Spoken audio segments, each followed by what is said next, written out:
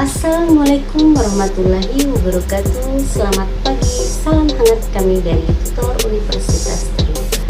Teman-teman mahasiswa Universitas Terbuka dimanapun berada, kembali Tutor mengisi mata kuliah strategi pembelajaran di tingkat sekolah dasar pada modul 8 mengenai keterampilan dasar mengajar 2. Mari simak video pembelajaran berikut ini. Materi modul 8 yaitu tentang keterampilan dasar mengajar 2, mengenai lanjutan daripada modul 7 tentang keterampilan dasar mengajar 1.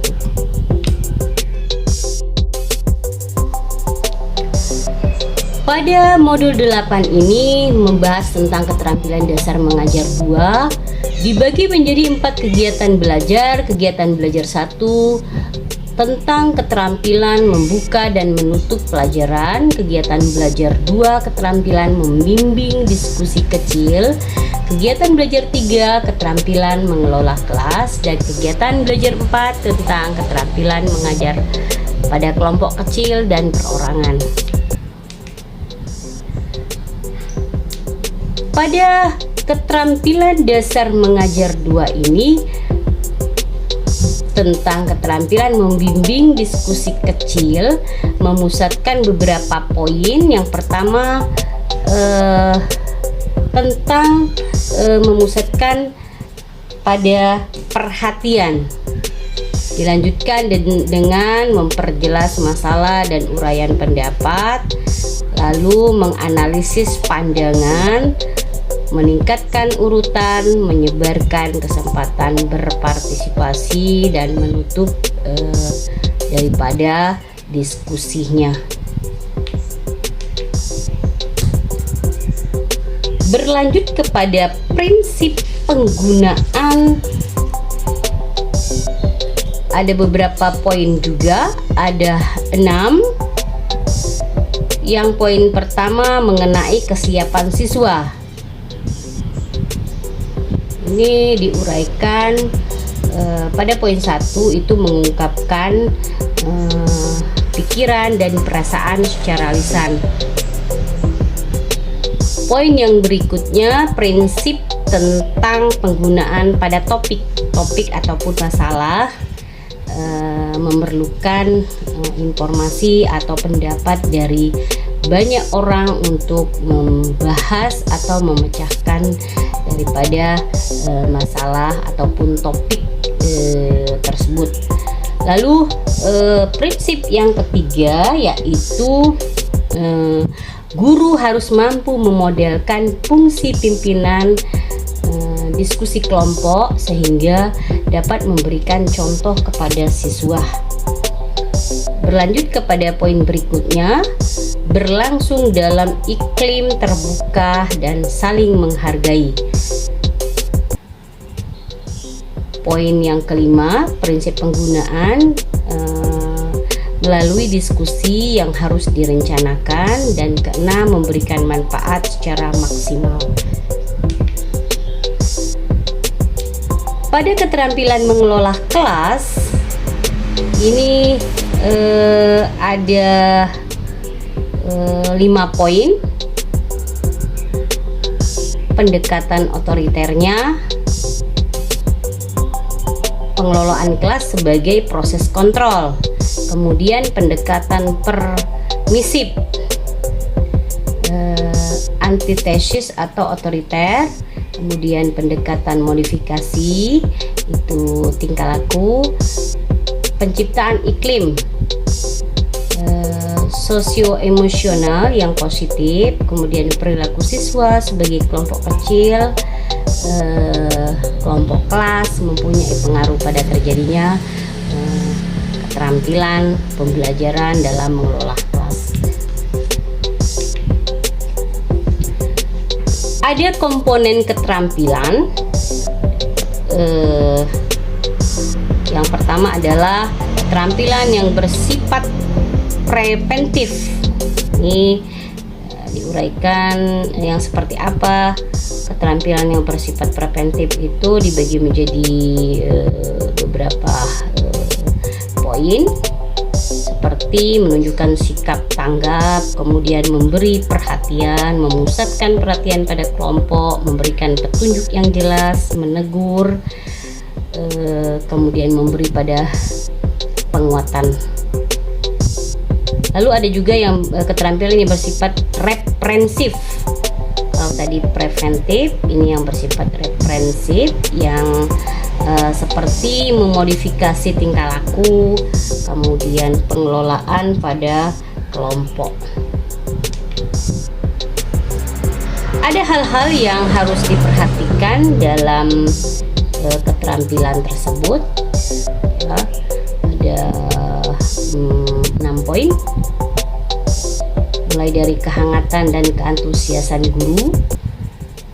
Lalu guru dapat mengubah siswa untuk berperilaku baik, mengurangi perilaku yang menyimpang.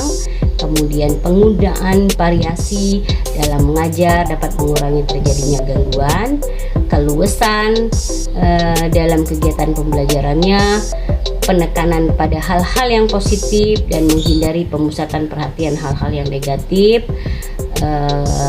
Lalu kemudian mampu menjadi contoh dalam menanamkan disiplin diri pada siswa tersebut. Di sini ditampilkan skema atau struktur keterampilan mengajar pada kelompok kecil dan perorangan. Terjadi interaksi antara guru dengan siswa atau siswa dengan siswa, seperti yang ditampilkan skema ini. Ada keterangan kalau S itu menjelaskan tentang siswa, kalau G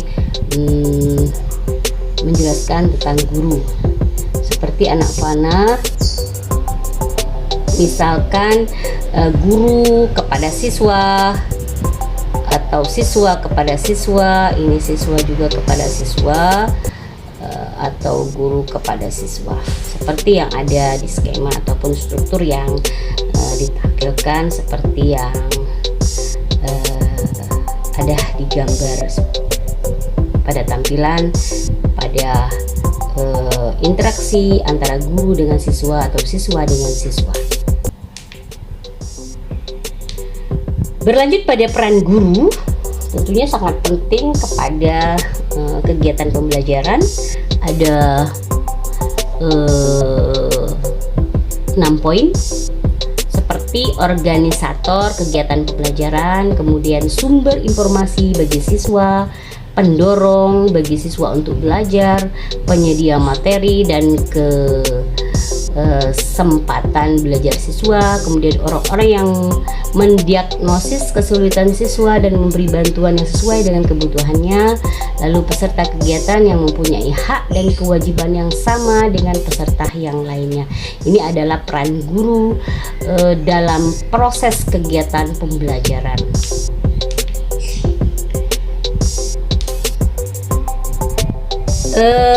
Ini saya tampilkan diagram variasi pengorganisasian pada model A, ya, mulai dari kelas besar lalu ke kelas 1, kelompok 1, kelompok 2, kelompok 3 dan kelompok N. Kemudian kelompok-kelompok tersebut ke kelompok besar, seperti panah yang mengarah ke mulai dari kelompok per kelompok, lalu di variasi pengorganisasian ke kelompok yang besar. Ini adalah diagram variasi pengorganisasian contoh daripada proses pembelajaran, kegiatan daripada pembelajaran. Lalu ada model B. Model B seperti yang ada skema, kelompok besar mulai dari kelompok lalu berlanjut kepada kelompok besar. Ini model D.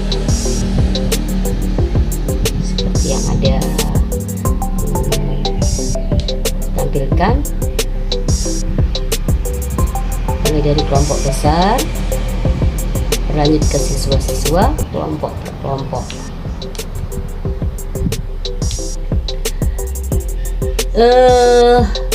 Berikutnya adalah komponen keterampilan, mulai dari keterampilan mengadakan pendekatan secara pribadi, lalu keterampilan mengorganisasikan kegiatan pembelajaran, kemudian keterampilan membimbing dan memudahkan belajar.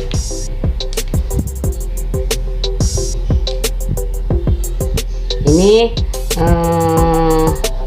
saya tampilkan juga adalah diagram pemunculan supervisi awal, supervisi lanjut, dan supervisi panduan. Mulai dari kegiatan awal, kemudian kegiatan yang berlangsung dengan pengarahan antara lain kegiatan paralel, kemudian komplementernya kegiatan yang berbeda ataupun dilanjutkan dengan menyiapkan siswa untuk kegiatan akhirnya. Ini adalah laporan daripada kegiatan akhir, seperti laporan dan tanya jawab atau rangkuman dan pemantapan. Inilah adalah kegiatan supervisi proses awal, proses lanjut, dan pemanduan. Terima kasih, itu saja materi kita di pagi hari ini.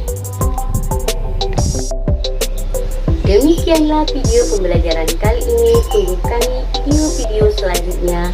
Semoga bermanfaat. Saya akhiri. Wassalamualaikum warahmatullahi wabarakatuh.